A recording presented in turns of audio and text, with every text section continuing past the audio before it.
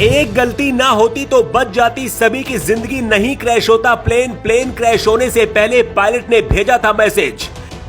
600 accident, 9000 लोगों की मौत। बोइंग के विमानों में आखिर क्यों होते हैं इतने हादसे?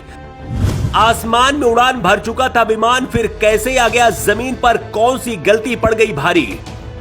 अगर एक गलती ना होती तो सबकी जिंदगी बच जाती। क्या जानबूझकर सभी यात्रियों को मरने के लिए छोड़ दिया गया? अहमदाबाद में प्लेन क्रैश होने से पहले पायलट ने मैसेज भेजा था। उस मैसेज में जो बताया गया था उसने सिस्टम को फिर से बेनकाब कर दिया है। जब इस विमान की सुरक्षा को लेकर पहली कई बार चिंताएं जताई जा चुकी हैं और दुनिया भर में इसे उड़ानों से 3 महीने के लिए रोक भी दिया गया था, तो फिर इसे भारत की बड़ी फ्लाइटों में उड़ान भरने के लिए क्यों इस्तेमाल किया जा रहा था? क्या सिर्फ कुछ लोगों के फायदे के लिए इतने लोगों की जिंदगी को दांव पर लगा दिया गया? अहमदाबाद एयरपोर्ट से उड़ान भरते हुए एयर इंडिया का विमान जब क्रैश हुआ, विमान के अंदर 242 के करीब लोग सवार थे। क्रैश से पहले पायलट को खतरे का अंदाजा हो गया था और उसने एटीएस को सिग्नल देते हुए कहा था, मेडे मेडे।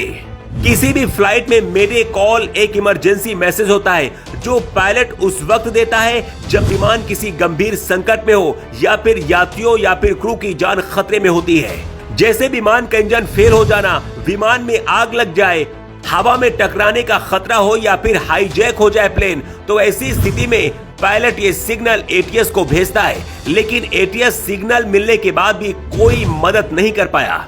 विमान अहमदाबाद से लंदन जा रहा था और अहमदाबाद एयरपोर्ट से टेक ऑफ करने से कुछ देर बाद मेघानी नगर के पास क्रैश हो गया। एयरपोर्ट से मेघानी नगर की दूरी 15 किलोमीटर के करीब है। इस विमान में गुजरात के पूर्व मुख्यमंत्री विजय रूपानी भी सवार थे।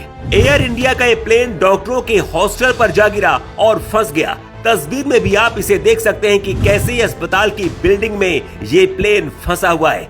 सिर्फ 8 मिनट के अंदर प्लेन कैसे राख में बदल गया, उसकी पूरी कहानी पहले आपको बताते हैं।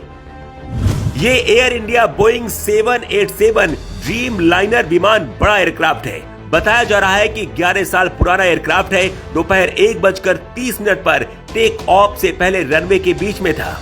सैटेलाइट इमेज देखने के बाद पता चलता है कि 1:38 पर यह प्लेन रनवे के आखिरी हिस्से पर था। प्लेन टेक ऑफ कर चुका था। प्लेन एयरपोर्ट से करीब 400 फीट ऊपर तक उड़ा। करीब 8 मिनट तक प्लेन का सिग्नल एक्टिव रहा और 1:40 पर प्लेन क्रैश हो गया।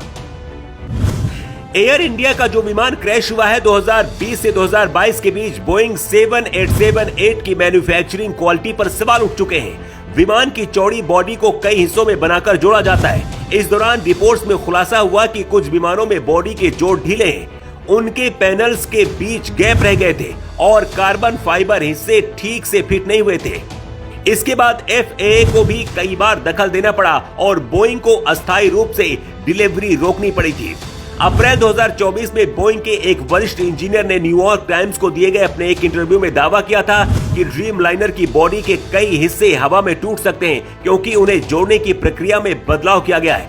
उन्होंने ये भी बताया था कि बॉडी के टुकड़े ठीक से फिट नहीं होते हैं, जिससे स्ट्रक्चरल वीकनेस पैदा हो जाती है। हालांकि बोइंग ने पहले इस दावे को तो स्वीकार कर लिया था, लेकिन बाद में इसे खारिज कर दिया था और विमान को पूरी तरह से सुरक्षित बता दिया था। ड्रीम लाइनर 787-8 में पारंपरिक हाइड्रोजन सिस्टम की बजाय इलेक्ट्रिक मोटर्स का अधिक उपयोग किया गया है, जिससे इलेक्ट्रिकल फेलियर, सॉफ्टवेयर गड़बड़ियां, विंडशील्ड में दरार, इंजन फेलियर और फ्यूल लीक जैसी घटनाएं सामने आई हैं। 2024 में जापान की ANA एयरलाइंस की एक फ्लाइट में हाइड्रोजन ऑयल लीक हुआ था, जिससे विमान को रनवे पर रोकना पड़ा था। अहमदाबाद हादसे से पहले सरकारी आंकड़ों के अनुसार बोइंग विमान दुनिया भर में लगभग 6000 दुर्घटनाओं और घटनाओं में शामिल रहे। इनमें से 415 घातक थी और 9000 से अधिक लोगों की मौत हो चुकी है। दुनिया भर में फ्लाइट वाले हजारों यात्री विमानों में से कम 4000 से ज्यादा विमान बोइंग 737-800 है। अहमदाबाद में प्लेन क्रैश क्यों हुआ, इसके लिए अंदाजा लगाया जा रहा है फिलहाल कि लैंडिंग गियर ठीक से शायद बंद नहीं हुआ होगा, क्योंकि एक पहिया एक बिल्डिंग में फंसा दिख रहा है, जिसका मतलब है कि प्लेन में बैलेंस प्रॉब्लम की वजह से हादसा हुआ होगा। असली वजह पूरी रिपोर्ट आने के बाद पता चलेगी, लेकिन इस हादसे में 100 से ज्यादा लोगों के मारे जाने की आशंका जताई जा रही है। विमान ज्यादा ऊंचाई पर नहीं था, लेकिन इसके बाद भी अगर पायलट के मदद मांगने पर वक्त रहते एटीसी मदद कर पाता तो शायद कुछ लोगों की जिंदगी बच सकती थी।